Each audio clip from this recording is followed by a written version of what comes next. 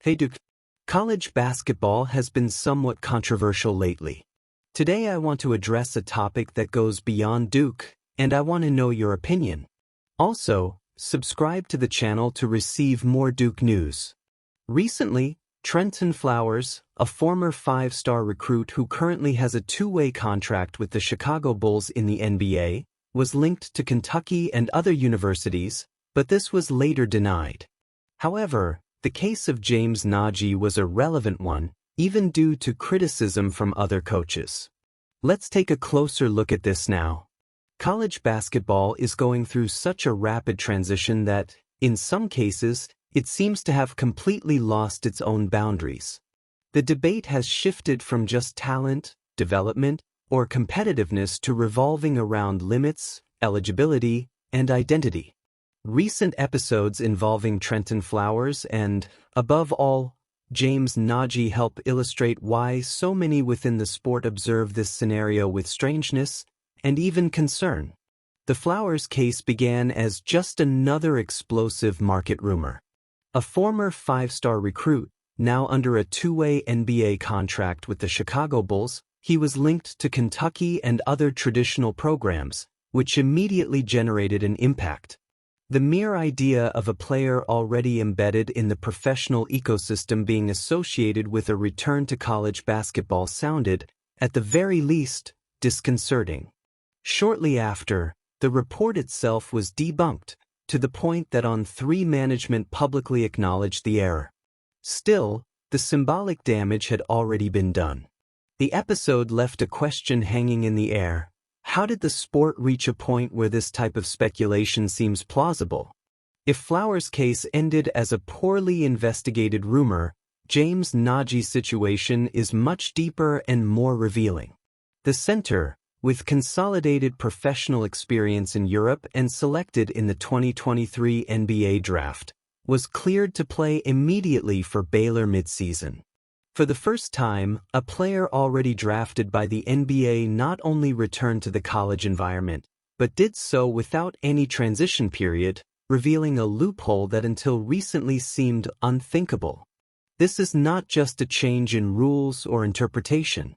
It is a conceptual rupture. For decades, the NCAA maintained the idea, albeit often contradictory in practice, that there was a clear line separating the college athlete from the professional.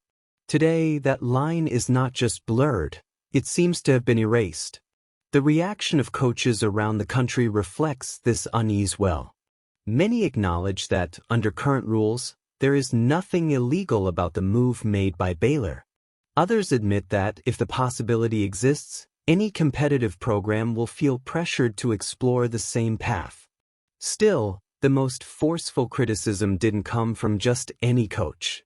Dan Hurley, one of the most influential voices in college basketball, summed up in a few words the sentiment echoing behind the scenes. His perplexity isn't directed at the players, nor at the coaches seeking competitive advantages. The target is bigger, the absence of leadership, of clear guidelines, of someone to protect the shield of college basketball.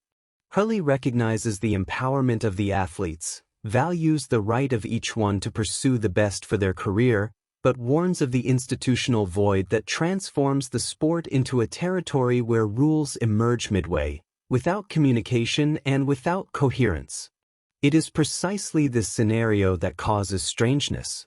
When players who are practically professionals, having gone through the draft, G League, or high-level international leagues, begin to be integrated into the university environment, the concept of athletic development loses its meaning.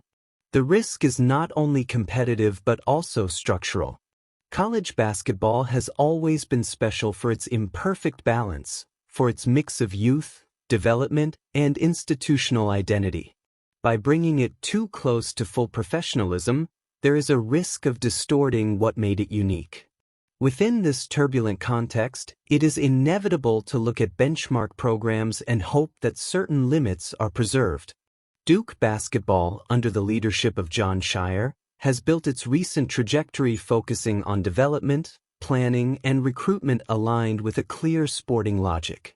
The hope, shared by many, is that this type of shortcut will not be part of the future of the blue team. Not out of moralism, but out of conviction that there is value in maintaining a solid identity amidst regulatory chaos. College basketball needs, more than ever, to decide what it wants to be. The cases of Flowers and Nnaji are not just isolated news items. They are symptoms of a system that advances without clear breaks. The debate is open, and it goes far beyond one university or another. If you want to keep up with analyses, reflections, and news about Duke basketball within this constantly changing landscape, it's worth subscribing to the channel. The game continues, but understanding where it's going has never been more important. Leave your opinion.